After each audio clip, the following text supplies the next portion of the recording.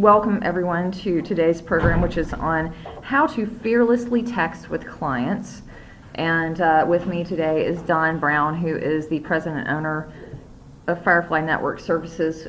He is also a lawyer, so he is a techie lawyer, a very useful thing to have on your speed dial.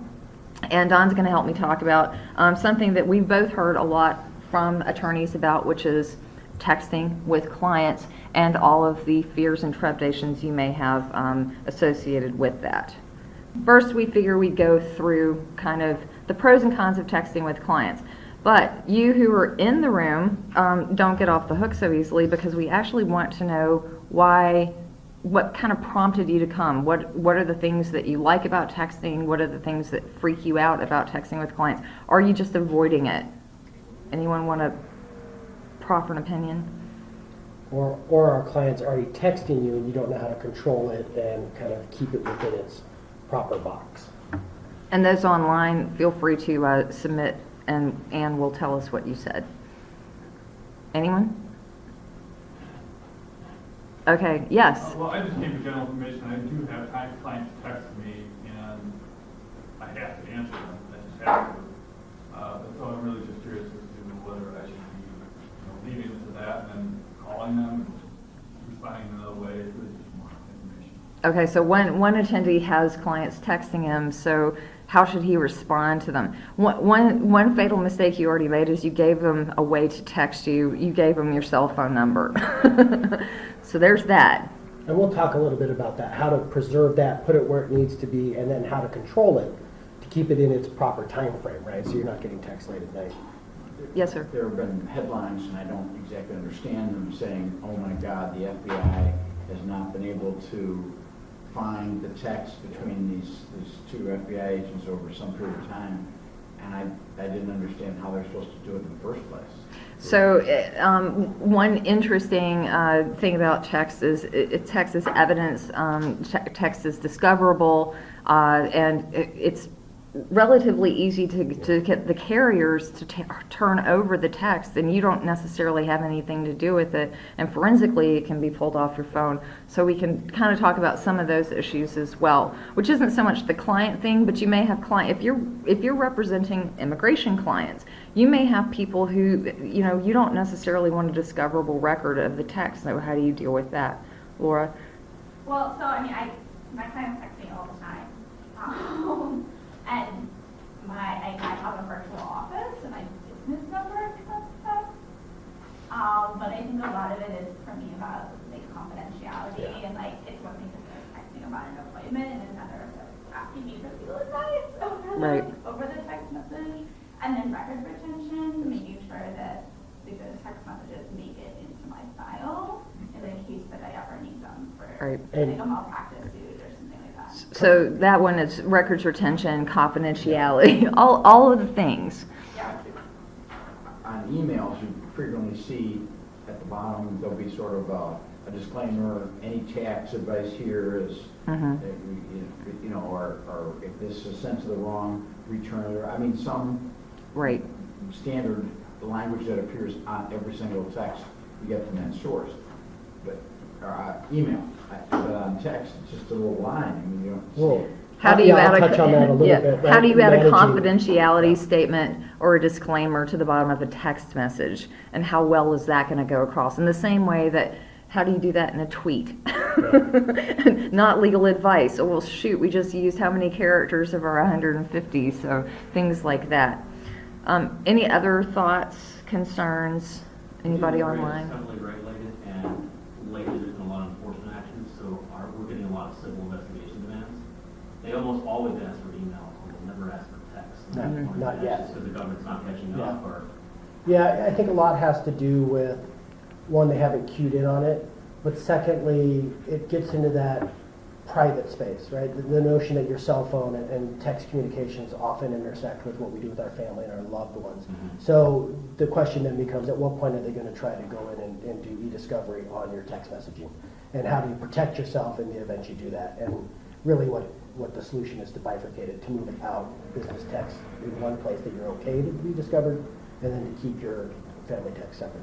Yeah, also the whole thing with using your phone, your personal phone, if that's what you're going to use, and if it's your personal phone, your firm didn't give it to you, is separating the text from, and you will see an example of my husband and I texting and clients and I texting. So that's one thing, like how do you keep it separate? And so we're going to cover a good bit of that. There are a lot of pros with texting with clients. Clients tend to be more responsive because there's an immediate nature to text messaging.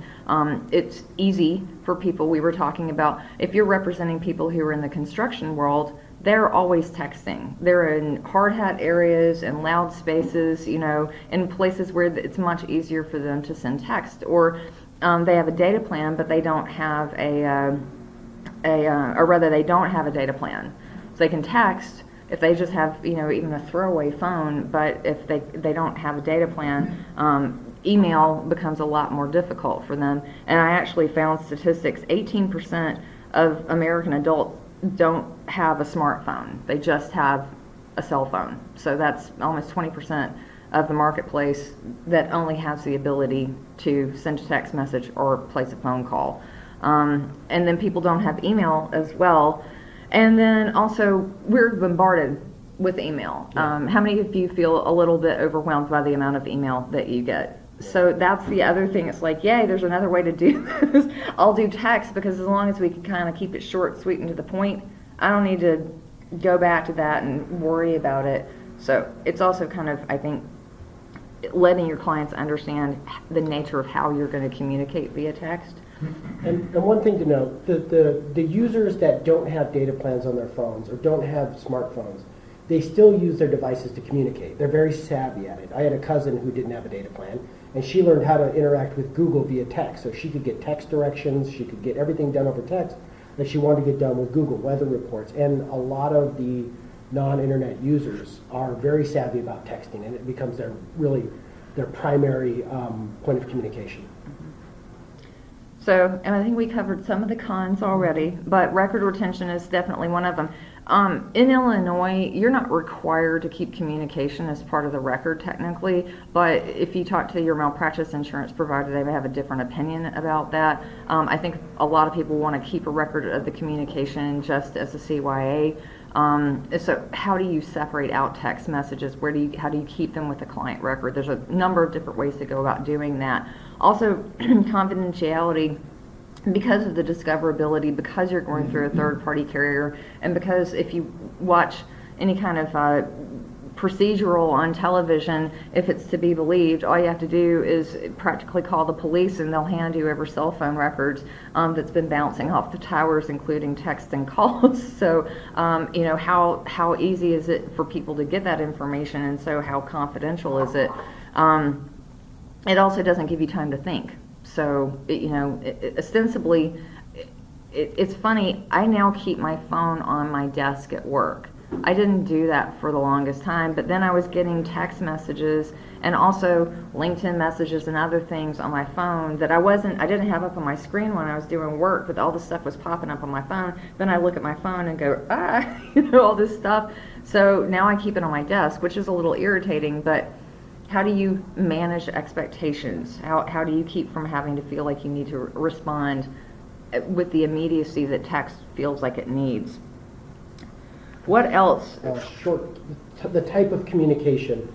And back when I first entered practice, there were a lot of discussions about how email fits within practice and how it's this informal means of communication. It's essentially the same conversation that we're having now. And really what I like to do is look at communication on the spectrum. On one phone you have your on the phone communication with your clients, which is off the cuff. It's using your knowledge, your wisdom to being able to speak very quickly and concisely to them. And then you have on the other spectrum, you have your written letters, but coming back from that you have email, which is still done thoughtfully. It is still done, as if you're preparing a letter in some cases if you need to, write a client a longer letter. But text falls in that middle ground. And so in that middle ground is the danger to shorten your communication and become informal. And I think that's a very big pitfall for most lawyers. And you really need to make sure to keep your communication in your text in the same voice that you're using for your letters and for your emails. It should be concise, it should be tight, and it should be professional.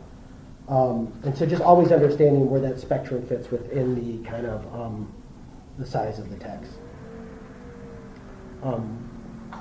Going on, just a couple other things that I see as kind of cons. One is record retention. So how are you retaining these documents? Where are they going to go? What's your policy in relating to that? If you have an employee who's texting, what happens when they leave? Are those texts go with them because they're on their cell phone? Or more importantly, who's control of the backups? You have a duty to back up some kind of communication. So if you're building a text forward practice, you need to find a way to make sure that you are keeping backups of those texts, right? Because it's very easy to go in on an iPhone or an Android and delete an individual text from each side. So trying to get a regular scheduled backup of those devices. And again, kind of another downside is that the texting, if done on its own, will allow either your employees or yourself to start using your personal devices. So the question you need to ask is that a desirable outcome if you part ways? Like, how do you get your records back? And finally, what I see as the biggest danger to law firms is that texting is often done when we have that kind of couple seconds, right? You're in a cab, text. You're in line for Starbucks, you're texting. And the danger is it's in that short time that you're sending half a thought rather than, really being thoughtful about your texting. So, what I tell people is just be cognizant of who your audience is and what the message you're sending them.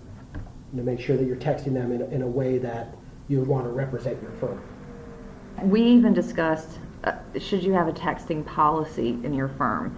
But if you have multiple people in your firm and some people have already started texting with clients, I would suggest that it wouldn't be a bad idea just to come up with some ground rules on how you're going to use text messaging with clients, who in the firm is allowed to do this, where those messages are ultimately stored and backed up, and all of that kind of stuff, because it's going to get out of hand quickly if you don't come up with some ground rules. In the same way that you probably have an internet use policy that says please don't surf porn while you're at work and things like that. Sometimes you think you don't need to say this stuff, but the reality is it needs to be written down and in a policy manual. Otherwise you don't have anything defensible to fall back on if you do have to reprimand somebody or something happens. The staff policy should delineate the framework in which you want your staff or yourself to operate. So, like Catherine said, explaining what your expectations are from them. Communicate in a professional manner, right? These aren't your friends, these aren't people. And then going on and also kind of making sure when you're texting that clients have an expectation that you're going to hit them right back. And in your engagement letters with your clients, I would lay out what your texting policy is and say, look, we answer phones from 9 to 5, but if it's an after hours issue, we'll take care of you that way. If you're going to be texting with us from 9 to 5, expect a X amount of response time on your text. Outside office hours, I would set up kind of what we call a sandbox to let them know that you're not necessarily going to reply to their text unless it's critical. But let them know that after hours they may not receive an instant response. And then finally with your employees, if someone does text you after hours, it might benefit you to have an auto response that does say, you're texting us after hours, I will look at this in the morning when I get in and reply back to you. That way they're not sitting there, waiting for you to text them back. And just keeping something you can cut and paste in there, or even an automated system will help you out. And the good thing is that we're going to walk you through a bunch of different ways to solve for these problems, so don't panic. We're not just going to throw out problems and walk away.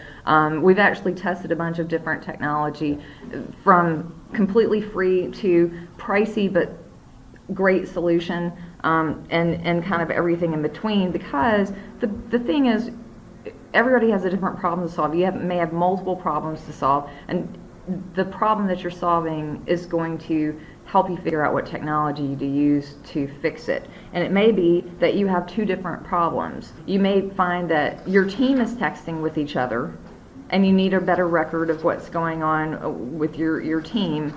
And then you're getting requests from clients all the time to text, and you don't want to give your personal cell phone number to them. So what do you do about that? So we're going to look at a bunch of different ways, whether it's internal communication with your staff, and possibly, say you have a litigation practice and you deal with a lot of experts and debt teams and litigation support and all that stuff.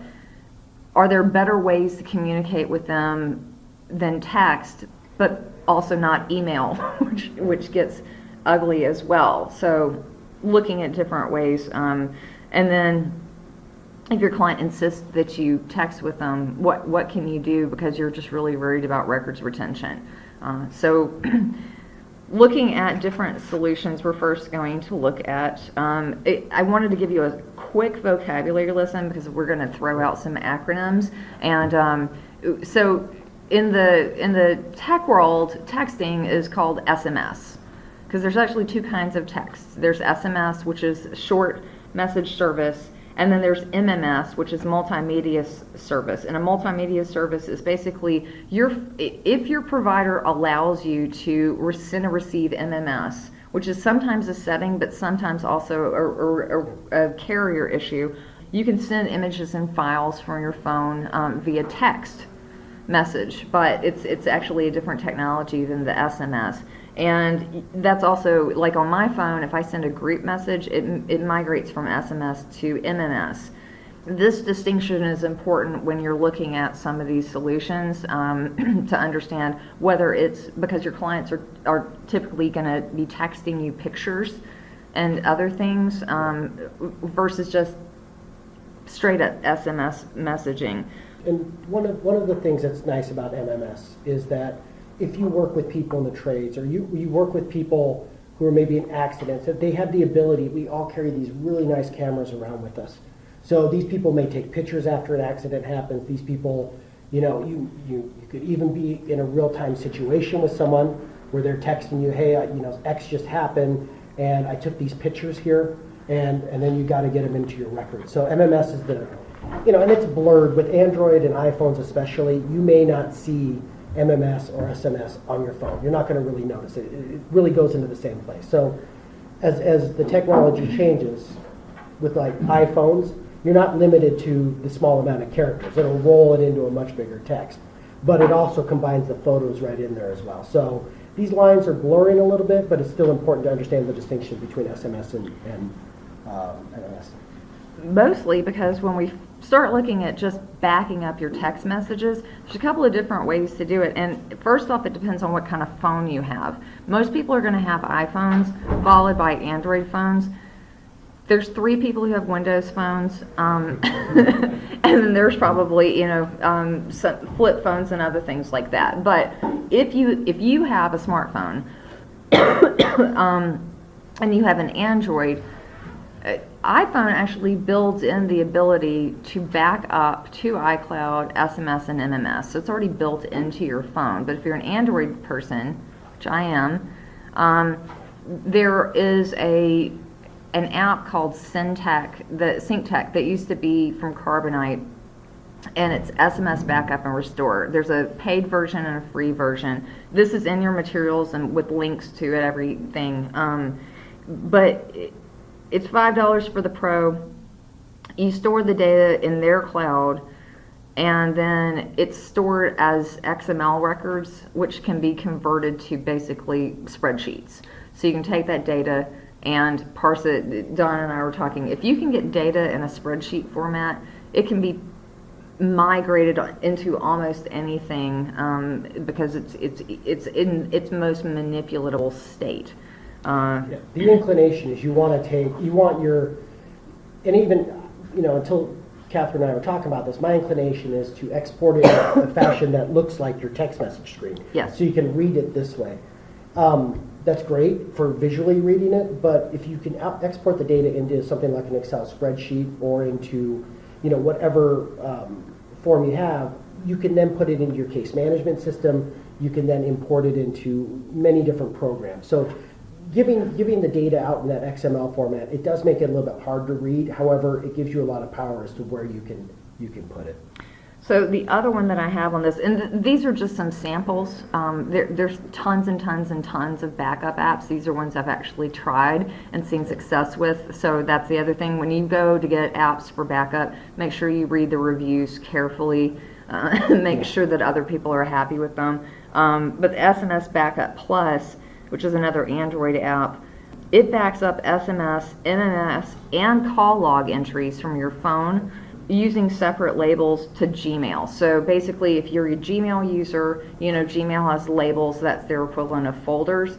So what this app does is it backs up your call logs and MMS and SMS to a Gmail, and it puts it all under a label. So it basically is kind of like migrating your text to Gmail.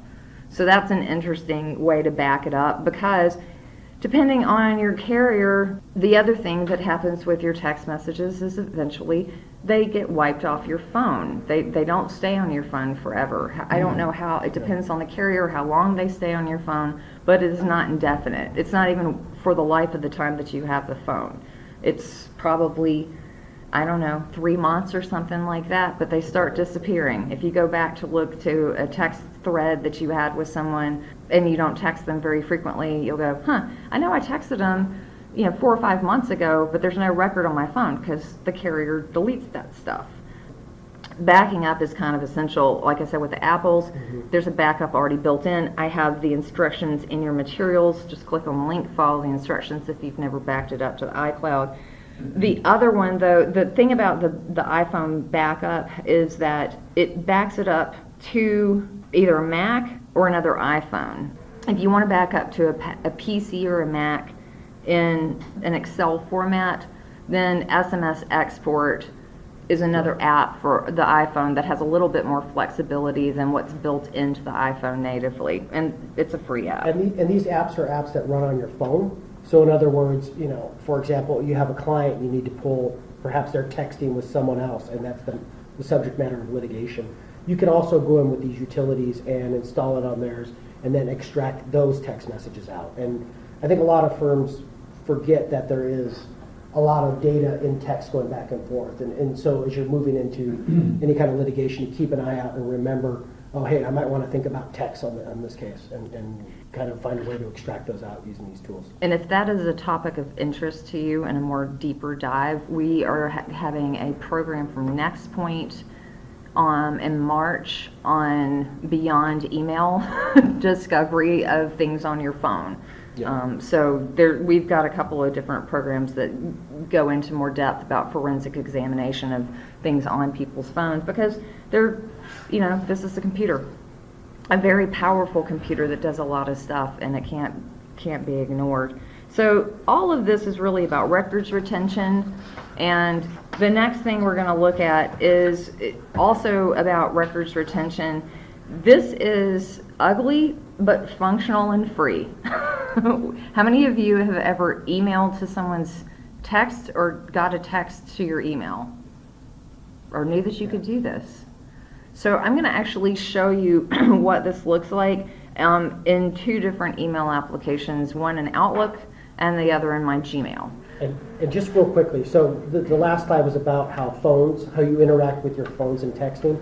What we're looking at now is how to take that texting off your phone, right? So you get around the problems of what happens if an employee leaves, what happens, how do I control this? How does this become more kind of institutionalized beyond your phone? So now we're moving into how you can use a computer to text back and forth with your customers, with your clients. Excuse me. So in your materials, again, there's a hyperlink that explains this process, but I'm just going to show you, and it's fairly easy. It has some downsides to it, because, for instance, if I go to send a new email message and I have this really long signature block that just by default pops up, or if you've got that really long disclaimer, you've got a circular 230 and a confidentiality statement and everything.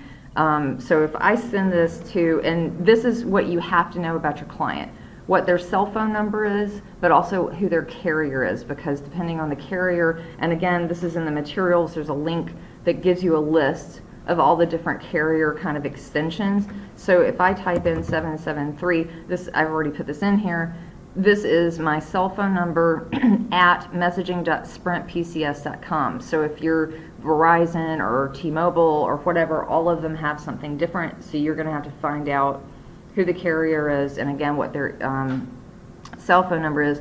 And then I can say you have character limitations. I think it's 150 characters. So guess what? I've probably used most of my characters already on the subject or in the signature block of this email. It's only going to take the first characters. So if I say hi, in email you want to put a comma and some spaces, and you may want to add, some formatting, bullets or whatever. Nothing is going to transfer over to the text message. It's all going to turn into plain text. And it'll split the text at the character. So it's not going to really break it into cohesive reading units. So you'll want to keep it as short and sweet as possible. You'll see what happens when the text shows up. Lisa, how did you get there? You had the phone number. Yep. What else did you have? So two parts. You know the phone number of the client, and you know what their carrier is. So whether it's T-Mobile or Verizon or whatever, and in your materials there's a hyperlink that gives you a list of all the @ extensions. So if it's Sprint, it's at mobile.sprintpcs.com. If it's Verizon, it's something different.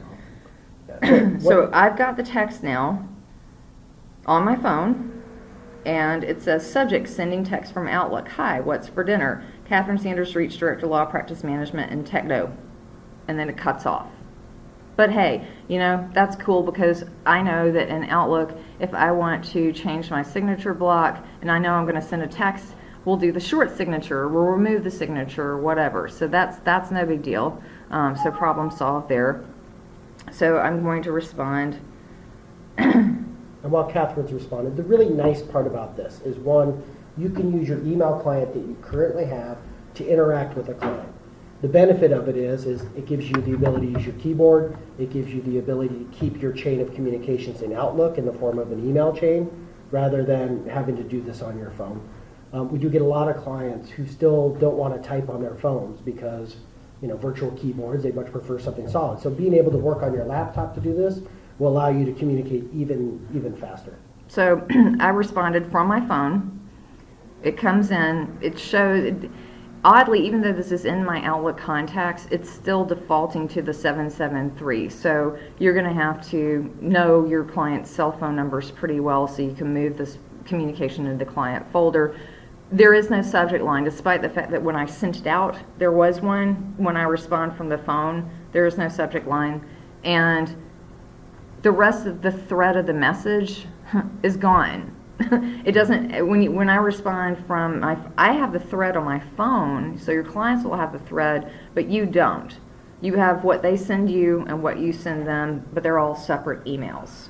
But that's okay. Again, this is not, insurmountable, but that's kind of just to let you know. So remove the subject line.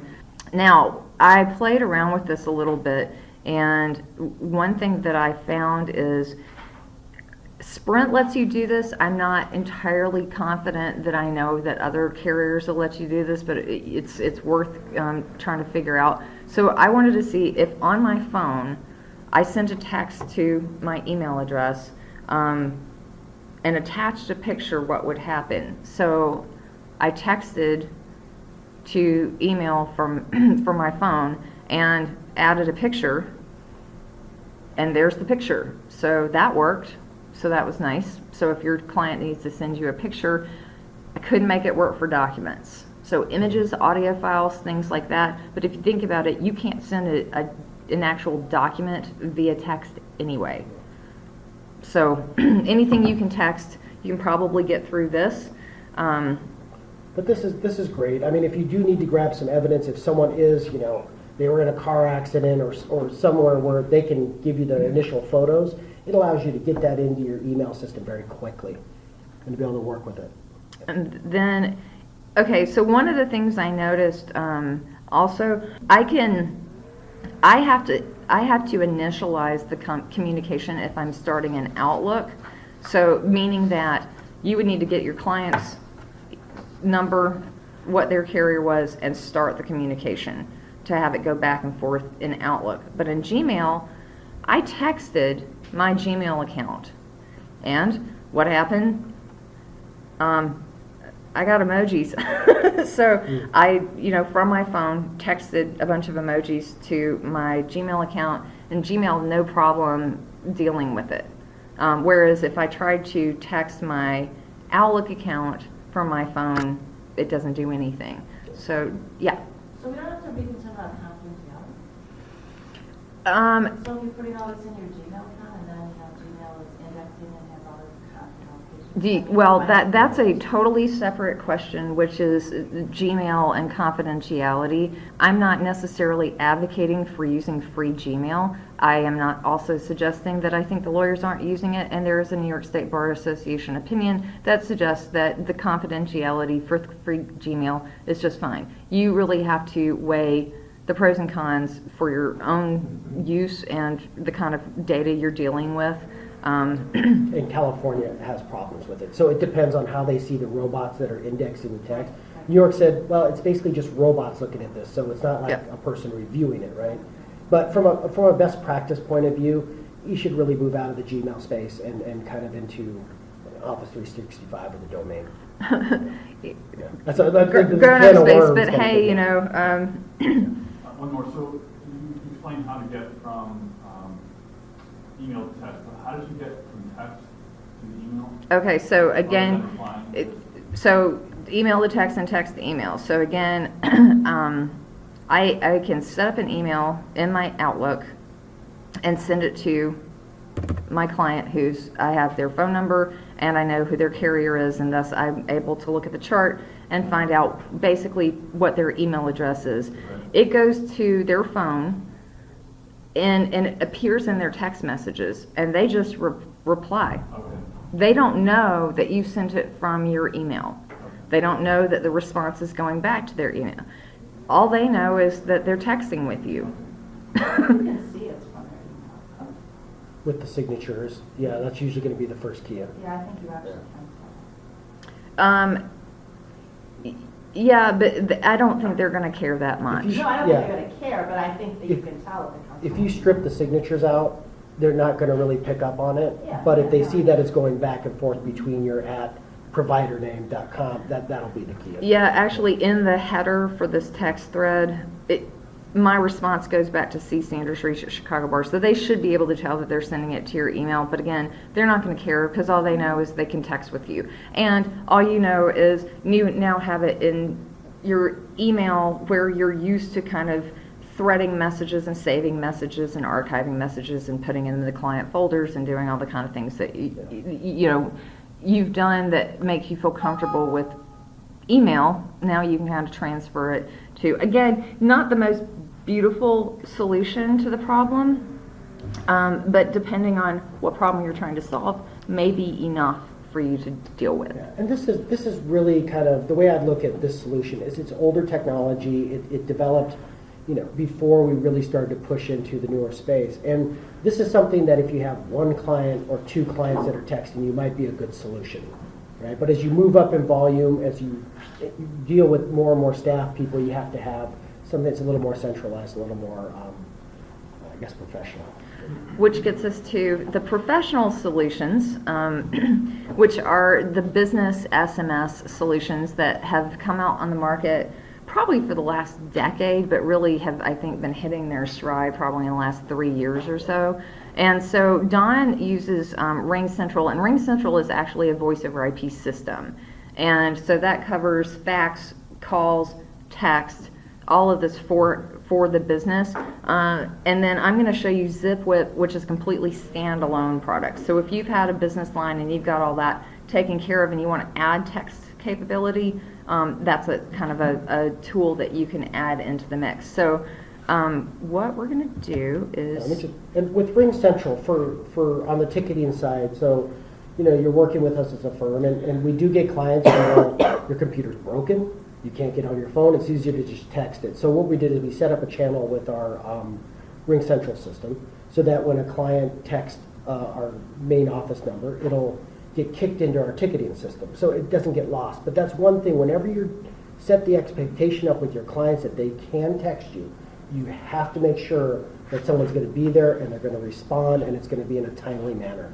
And so in addition to it automatically kicking into our ticketing system, it's also kicked up into the widget you see here. Now with Outlook, so with my Outlook, I have a sidebar that goes on the side. So while I'm doing emails, my Ring Central system is up over here. So I can see texts as they come in. I can, there's call logs and conference calling and that kind of stuff built in. But it gives me the ability to work 2 channel of communications at one time without having to put my phone. Because I put my phone down on my desk, I'm not necessarily going to look at it because I've got alerts going on all over the place. But having it by my Outlook, I'm much more on top of it.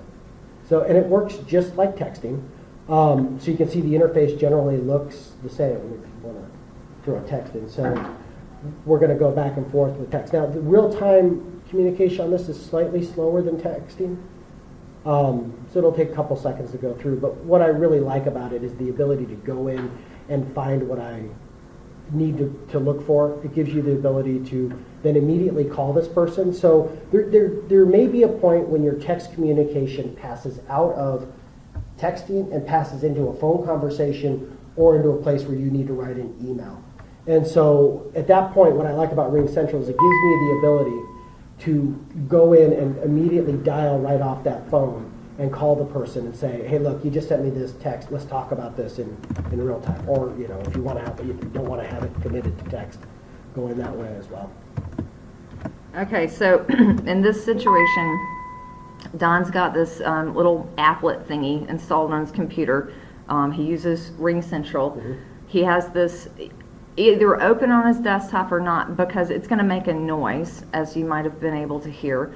And then when someone texts him, Mm-hmm. it goes to this little interface, and then he can immediately respond back. And then that's it. And now you have this threaded discussion. Is there any way to save the conversation? Yeah, you can export them out, and they keep a rather long record. 2 things to note. I'm sorry, I want to jump back to the prior email discussion. If you're using email to text clients, you have to be aware of your spam filter. Your spam filter may filter out your client's numbers. So either enter those phone numbers in or make a contact out of them to make sure that you get that communication coming into you. Secondly, with a solution like this that allows really the outside world to just send text messages to your office number, you need to be aware that there are people who are running scams on this. I mean, we get them, hey, can you fix a computer on a credit card? You'll start to see them. You get them an email, hey, I'm in Amsterdam and I need a $100,000 contract written and I pulled your name out of a hat, right? Just be aware of those sorts of things as they come through your text system. Yes, you're probably all getting the robocalls on your phones. You're getting spam email, and now you get spam text and scam text.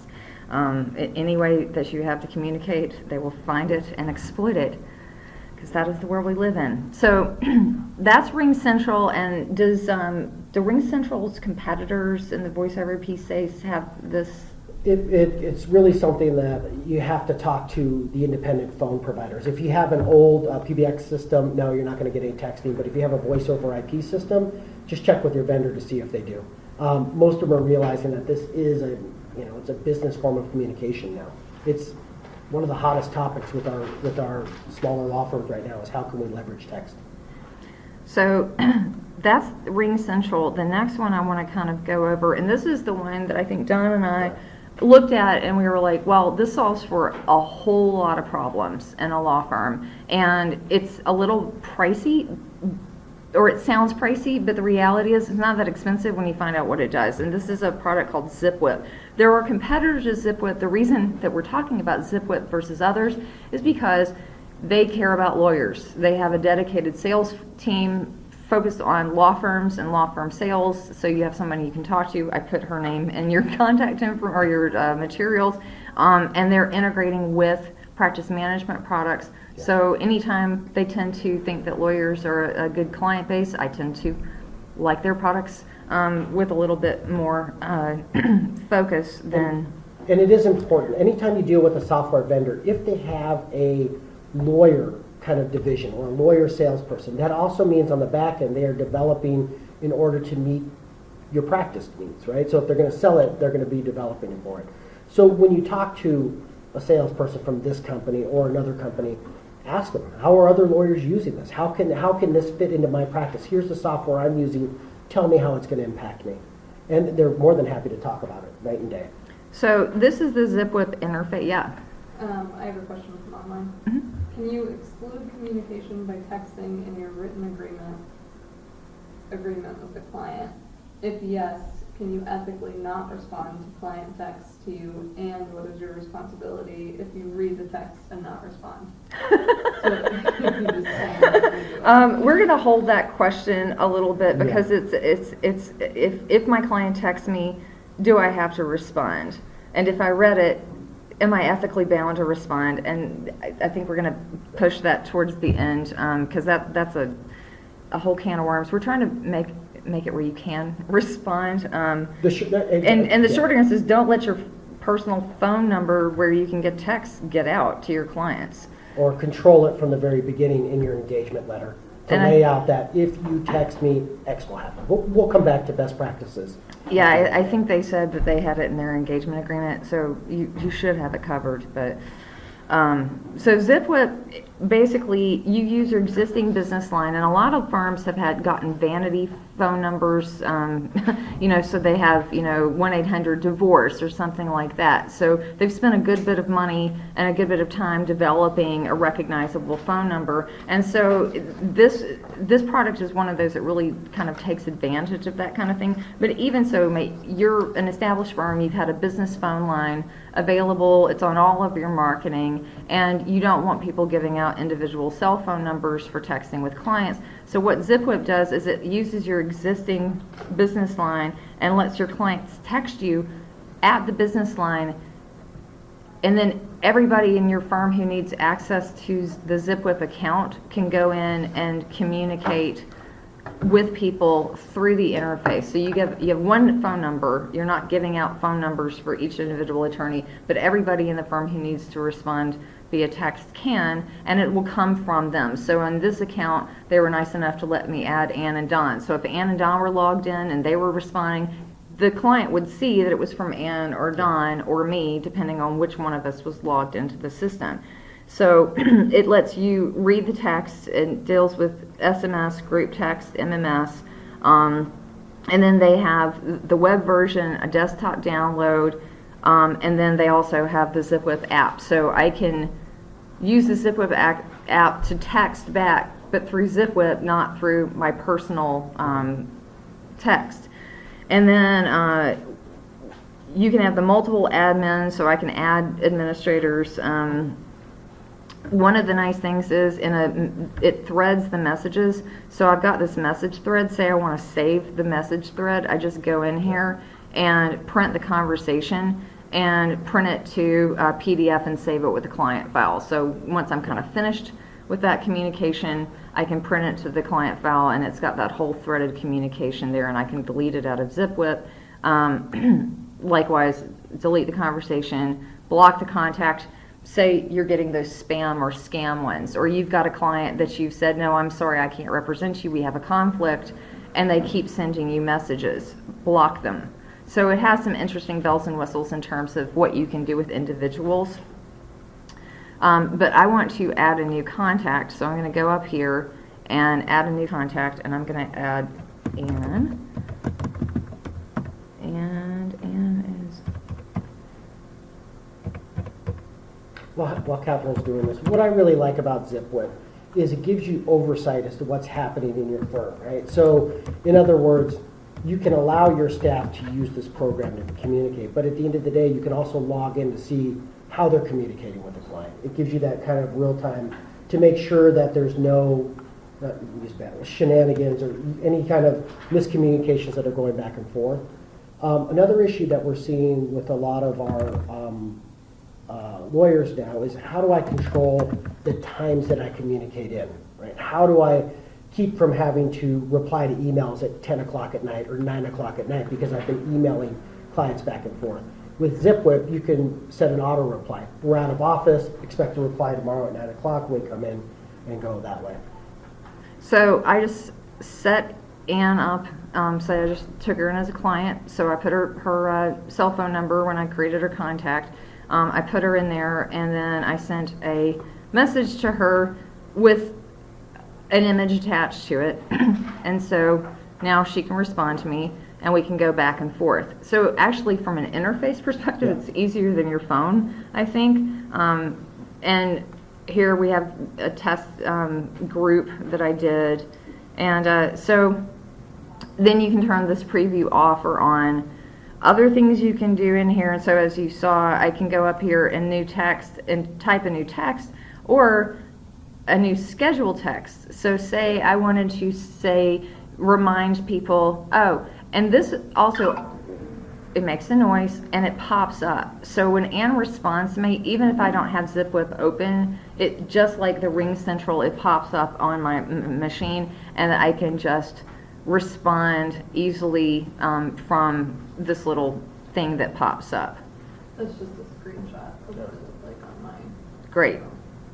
So this schedule text, so if you say you want to send out everybody that you need to meet at court in the morning, and so you go, okay, looks like I'm meeting James, John, and Ash tomorrow morning in court, so I'm going to send them a text message, but I don't want to do it tonight and let them know that I'm still working at 9 o'clock, so I'm going to schedule the message to hit their phone at 7:30 and say, don't forget, you need to be in courtroom, the Daily Center in courtroom B, dressed appropriately, see you there. Yeah. Schedule it to go out and hit their phones the next morning. So you can do things like that through ZipWhip.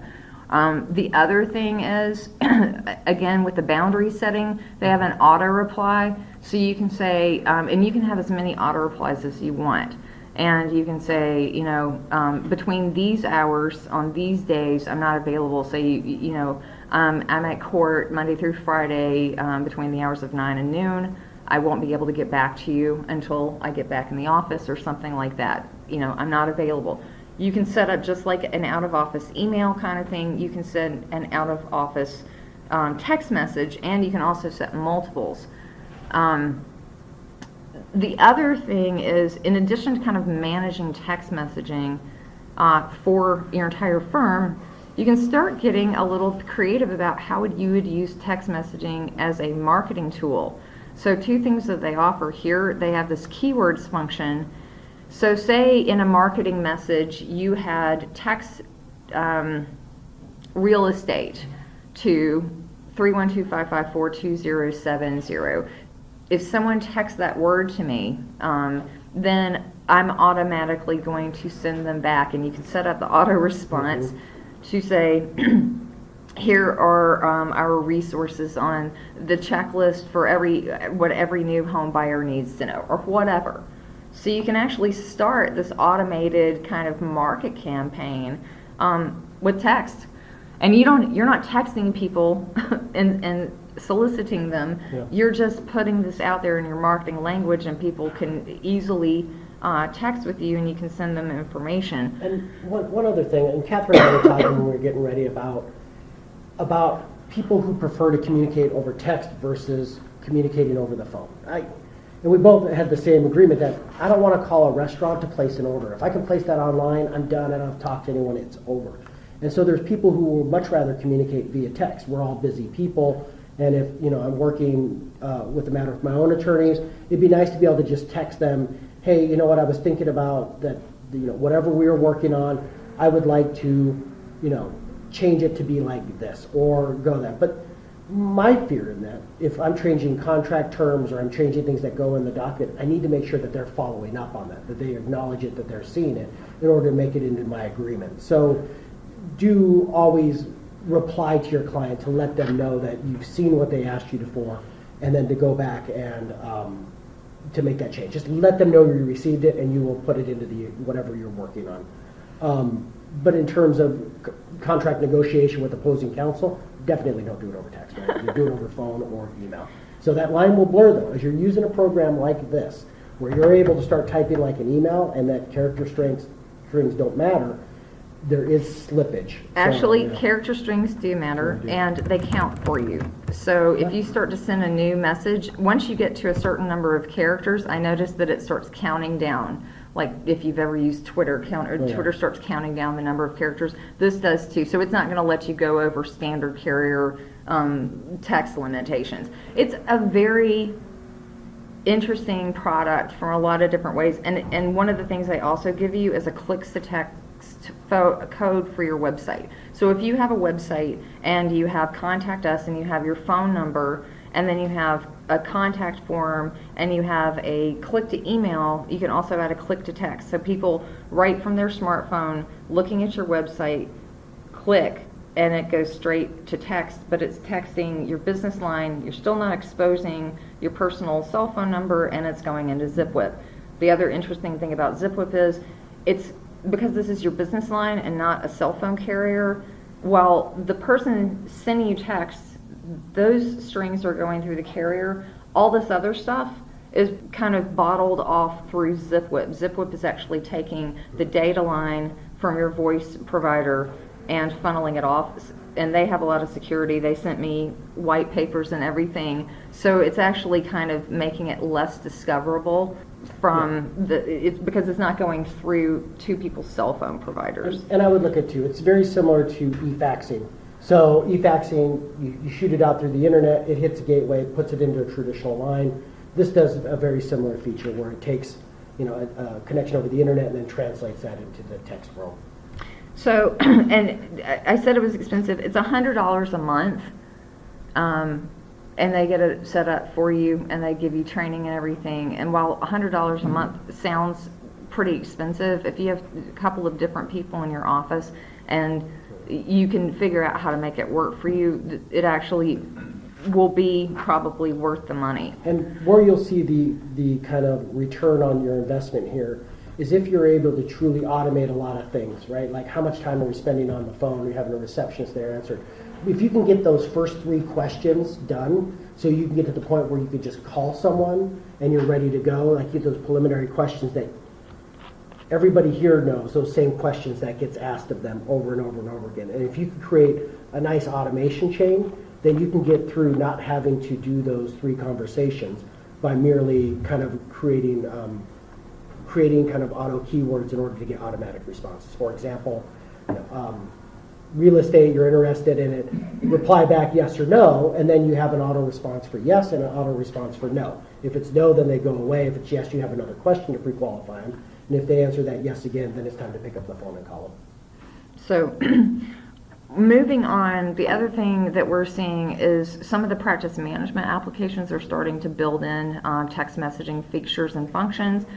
So far, what I've seen in the market is Practice Panther added text reminders from calendars. So if they have a client portal, and if the client has an upcoming event on the calendar, they can get text message reminders about upcoming events. So that's something that a lot of us are used to getting, and so even if you're uncomfortable having that back and forth about client information, just getting reminders about upcoming meetings is going to help reduce that no-show thing. I don't know about you guys, but I know I get at least 2, if not 3 messages from a dentist to confirm my appointment.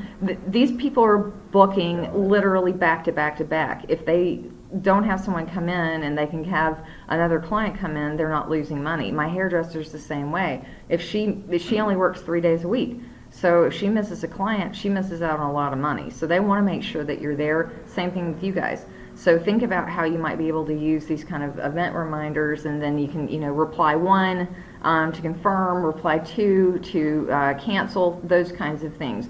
So Practice Panther's built that in. Filevine actually has gotten a little bit more sophisticated with it. It works almost like ZipWhip, but built into the practice management application.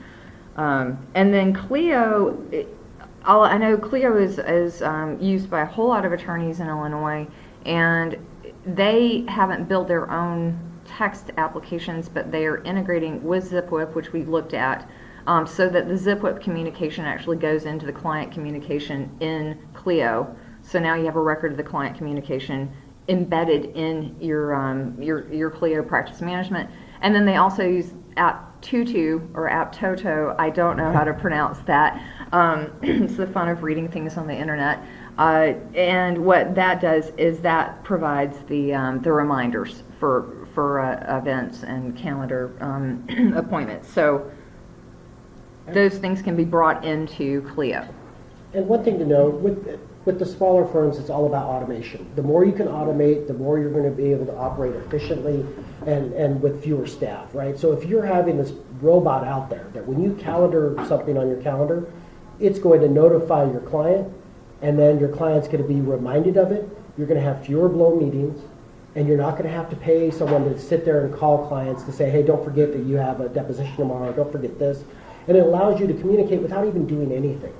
And that right there is quite effective in allowing you to reclaim a little bit more space in your day to develop business or practice law. So other things we've talked about, these appointment reminders, if that's a comfort level, if that's a problem that you need to solve, there are a lot of automated scheduling tools in the market. Don and I were both playing with Calendly, which now, if you look at my signature block, it says, book an appointment with me. You click my Calendly. It sees my Outlook calendar. It shows my free busy availability. It lets someone book an appointment with me, and it goes straight on my calendar. No more negotiation. No more back and forth emails. Calendly does not have a text reminder, though. You Can Book Me does. Setmore, very similar to that, also does. But that's when interesting little products like If This Then That or Zapier come into play, because Zapier actually has a Zap, and this is a little automation tool, and I just want to show you kind of what this looks like. So this is If This Then That, and basically I typed in SMS. What can I do with SMS messages? And now, If This Then That is free, and it tends to be more consumer-oriented stuff, so get an email when they have a new applet. Let's see, the one that text me the weather every morning. Get yourself out of an awkward situation, get a text message that says you're urgently needed. They're kind of funny. Send an SMS when a new Gmail from a specific email address comes in. So you can start pulling two different disparate products together with automation and have it do other things. The Zapier is not free. It's free what they call zaps, and so that's connecting one application to another. Beyond 5, they start charging you.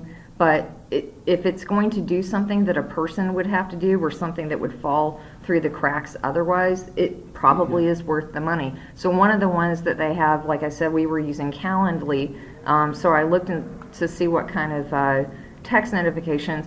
Well, it looks like get SMS alerts. Where'd they go? You can get SMS alerts and send notifications to people on your Calendly events through Calendly. And this is kind of, for me, I was a little bit skeptical about this, but I set it up to deal with events that I have, right? Because, the pop-ups that I get in Outlook, I'm good at ignoring those. The pop-ups I get from my iPhone calendar, I'm good at ignoring those. But now when I set up a text that I have an appointment coming up, I seem to be paying attention to those because it's a text message. I know I have to read it, and it's not something that I can filter out. So just my own personal workflow, using these zaps are powerful because they allow you to bridge many different pieces of software in order to make your life efficient and without having to have someone to be there. Yep. So. A few last thoughts. If confidentiality is the utmost issue that you're worried about, and your client is more sophisticated, they're not I only have a flip phone, then you can. Edward Snowden used Signal to communicate with his clients from his banishment. Signal is an open source app. It's a chat app. It is 100% encrypted from end to end. You can have it set to delete everything in there on a rolling scale. They have no ads, no tracking. It is 100%, and it also works globally.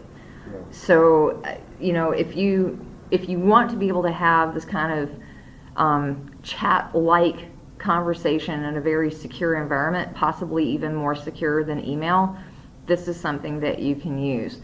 Other situations, we just want to be able to chat with people from our website. I'm seeing more and more law firms have chat on their website. Sometimes it's bot, sometimes it's person, but in your materials, there's an article that kind of talks about live chat from lawyer websites and what's out there and what might be useful. And the last one is something that Don and I both use in different situations, messengering amongst teams to avoid, again, email. So this might be something used internally. I know a lot of IT companies are using this internally. And if you work with small businesses or IT companies and you go, hey, do you have a Slack channel? They're probably going to get all excited. And Slack is basically there's an app, it's a web interface, it's a download and an installed product. It's not email, but it works a little bit like email, but a little bit more like social media than email. I'll show it to you.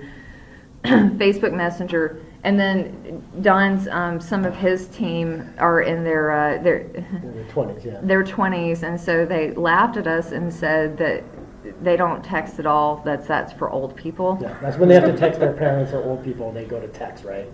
Which of course, then do you use, and why do you use it? And they're a little hesitant to tell me, because they don't want us, jumping into their pool. But just be cognizant that both geographically, people will text differently. With Signal, clients that are outside the country are going to be very aware of it, and they're going to use it to communicate. Not everybody has the free communication we have. And Signal is a little bit more difficult to set up, but it's not overwhelming. Just make sure that you install it on yours, look at the instructions, and send it to someone if we need to communicate. Yep, and then this is just the interface for Slack. Slack is, you can have as many Slack groups. For law practice division members of the ABA, I'm a member of multiple teams with multiple projects. None of us want this stuff in our email. It just clogs our email up, so we're using Slack. But internal teams use it. You could set this up with, again, if you're in a litigation firm and you tend to work with a lot of outside consultants, you could set up a Slack channel. It threads all of the communication. You can attach things. You can call people out. You can use emojis. You can do all the stuff that's kind of a combination of Facebook and email and everything else. A lot of people are comfortable in this environment, and it's actually a little bit more fun, if I dare use that word, than your standard email communication. People kind of get excited to participate. And so the way we approach this is, I was getting up near 500 emails a day, which is too much. I got team stuff coming at me. I got client emails. It's just no person can go through that many emails.